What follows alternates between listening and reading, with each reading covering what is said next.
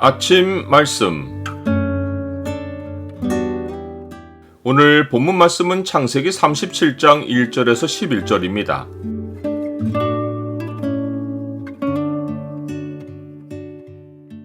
주님은 일상의 일들로 큰 계획을 이루어 가신다. 오늘 본문을 약속의 창으로 보면 하나님이 계시하신 말씀을 대하는 바른 태도가 무엇인지가 보입니다. 약속의 창을 보여주는 구절은 37장 11절입니다. 그의 형들은 시기하되 그의 아버지는 그 말을 간직해 두었더라. 창세기에는 내력, 계보 또는 족보라는 말이 11번 나오며 새로운 국면이 펼쳐질 때마다 이 단어들이 등장합니다. 본문에는 마지막 11번째로 이 말이 나왔습니다. 야곱이 가나안 땅, 곧 그의 아버지가 거류하던 땅에 거주하였으니 야곱의 족보는 이러하니라. 본문의 기록은 대부분 요셉의 이야기인데 그 시작을 알리는 머릿말은 야곱의 족보는 이러하니라 입니다. 이는 성경의 초점이 개인에게 있지 않고 야곱에게서 나온 12아들이 하나의 민족으로 형성되는 이야기에 있기 때문입니다. 나중에 야곱이 애굽으로 내려가기를 두려워할 때 하나님은 그에게 나타나셔서 야곱을 통해서 하시려는 일이 민족의 형성인 것을 명확히 알려주셨습니다. 하나님이 이르시되 나는 하나님이라 네 아버지의 하나님이니 애굽으로 내려가기를 두려워하지 말라. 내가 거기서 너로 큰 민족을 이루게 하리라. 또한 야곱의 족보 이야기는 하나님이 아브라함에게 예언하신 말씀이 어떤 사건으로 발단되었는지를 알려주는 기록이기도 합니다. 너는 반드시 알라. 네 자손이 이방에서 계기되어 그들을 섬기겠고 그들은 400년 동안 네 자손을 괴롭히리니 그들이 섬기는 나라를 내가 징벌할지며 그 후에 네 자손이 큰 재물을 이끌고 나오리라. 이로보건대 야곱의 족보 이야기는 출애굽의 기록으로 연결되는 중간 역할을 하고 있습니다. 야곱의 족보가 궁극적으로 주목한 것은 이스라엘 민족을 만들어 가시는 하나님이십니다. 야곱이나 그의 12아들 그리고 그 가운데 주목을 받는 요셉의 일생은 하나님의 선택을 입은 도구일 뿐 역사의 참 주인공은 하나님이십니다. 이것이 창세기 기록이 마지막 장에서 요셉의 입을 통해 알려준 사실입니다. 당신들은 나를 해하려 하였으나 하나님은 그것을 선으로 바꾸사 오늘과 같이 많은 백성의 생명을 구원하게 하시려 하셨나이다. 하나님의 뜻을 이루는 일이 전적으로 사람에게 맡겨져 있지 않다는 명백한 증거는 민족을 이루어야 할 야곱 가정이 불화로 깨지기 직전에 놓인 것입니다.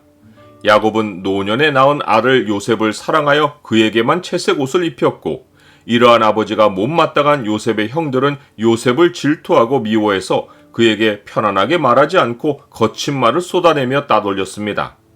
요셉을 향한 형들의 미움이 더 커진 사건은 요셉이 형들이 양을 칠 때 그들의 잘못을 아버지에게 말한 것입니다. 요셉이 어린 나이면 이것을 고자질이라고 하겠지만 이때 그는 17세의 소년이었습니다. 그가 형들이 양을 치는 것을 관찰하고 잘못을 볼 수 있었던 것은 하나님이 그에게 주신 은사 때문이었습니다. 하나님은 요셉을 애굽 나라를 경영하는 총리로 세우시려고 집에서부터 경영의 은사를 훈련시키셨습니다.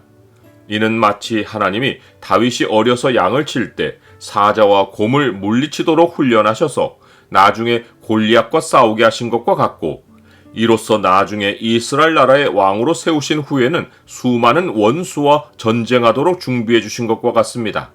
그러나 아직은 야곱 가정의 누구도 요셉의 은사를 알아보는 이가 없었고 요셉 자신도 하나님께 훈련받고 있다고 생각하지 않았습니다.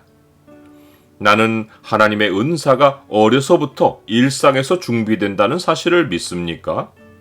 가정 안의 관계들이 화목하지 못하여 가정의 미래가 보이지 않았지만 하나님은 그들을 지켜보고 계셨습니다. 그리고 때가 되었을 때 야곱 가정에 구체적으로 개입하셨습니다. 하나님은 요셉에게 꿈으로 하나님의 계획을 알려주셨고 다시 꿈을 꾸게 하셔서 그 계획을 확증해 주셨습니다. 이후 요셉이 바로왕 앞에서 바로왕의 꿈을 해석해 줄 때 바로께서 꿈을 2번 겹쳐 꾸신 것은 하나님이 이 일을 정하셨습니다. 하나님이 속히 행하시리라 라고 말한 것은 자기도 2번이나 꿈으로 하나님의 뜻을 확인받았기 때문입니다. 요셉의 꿈 내용은 모호하지도 않고 대단한 해석이 필요하지도 않았습니다. 그의 아버지도 형들도 꿈 내용을 듣자마자 반박했습니다. 네가 참으로 우리의 왕이 되겠느냐? 참으로 우리를 다스리게 되겠느냐? 이처럼 꿈 내용이 분명했기에 남은 일은 어떻게 꿈이 이루어질까였습니다. 즉, 꿈이 실현될 가능성의 유무는 문제가 아니었습니다. 하지만 형들은 요셉을 더욱 미워했고 이스라엘은 그를 꾸짖었습니다. 그나마 아버지 이스라엘은 과거의 베델에서 생생하게 꿈을 체험한 터여서 요셉의 말을 마음에 두었습니다. 주변 상황을 둘러볼 때 하나님의 계시가 이루어질까 싶어도 하나님의 말씀은 상황에 매이지 않습니다. 복음으로 말미암아 내가 죄인과 같이 매이는 데까지 고난을 받았으나 하나님의 말씀은 매이지 아니하니라.